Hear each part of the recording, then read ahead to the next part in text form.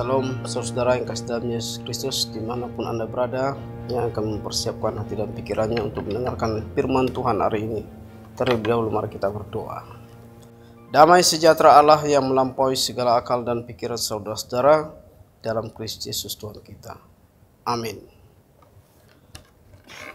Saudara yang kasih dalam Yesus Kristus, firman Tuhan pada hari ini Jumat 6 Juni 2025 diambil dari Kisah Para Rasul pasal 3 ayat 2 dan 8. Demikian firman-Nya saya bacakan. Di situ ada seorang laki-laki yang lumpuh sejak lahirnya sehingga ia harus diusung.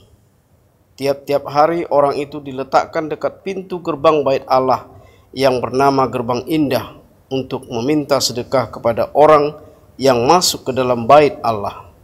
Ia melonjakkan berdiri lalu berjalan kian kemari dan mengikuti mereka ke dalam bait Allah, berjalan dan melompat-lompat serta memuji Allah.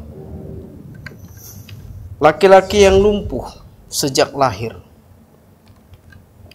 ini bergantung kepada orang lain untuk diusung setiap hari demi meminta sedekah.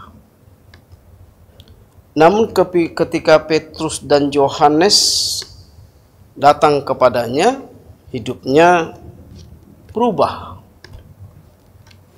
Dengan iman, Petrus memerintahkannya bangkit dalam nama Yesus Kristus. Kesembuhan yang ia terima membawa dia lebih dekat kepada Tuhan. Kesembuhan yang daripada Allah memimpin kita kepada hubungan lebih dekat dengan Tuhan. Saudara yang kasih dalam Yesus Kristus, saat Tuhan memulihkan engkau, saya dan kita semua, respon kita harus berupa syukur dan penyembahan kepada Tuhan tentunya.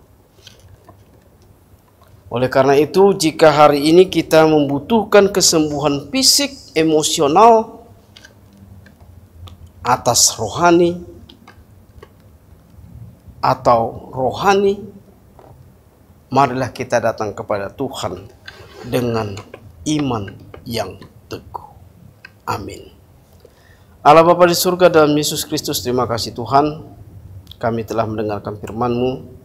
Biarlah kami datang ya Tuhan dengan iman yang teguh ya Tuhan, supaya sakit segala sakit, biar Kau menyembuhkan ya Tuhan dari kami.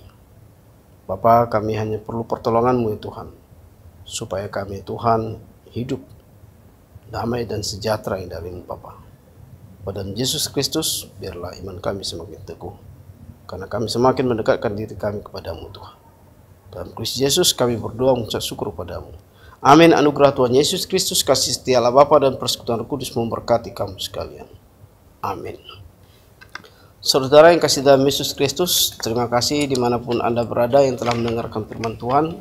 Kiranya yang masih bekerja dan yang masih melakukan aktivitasnya pada hari ini, Tuhan memberkati. Salam.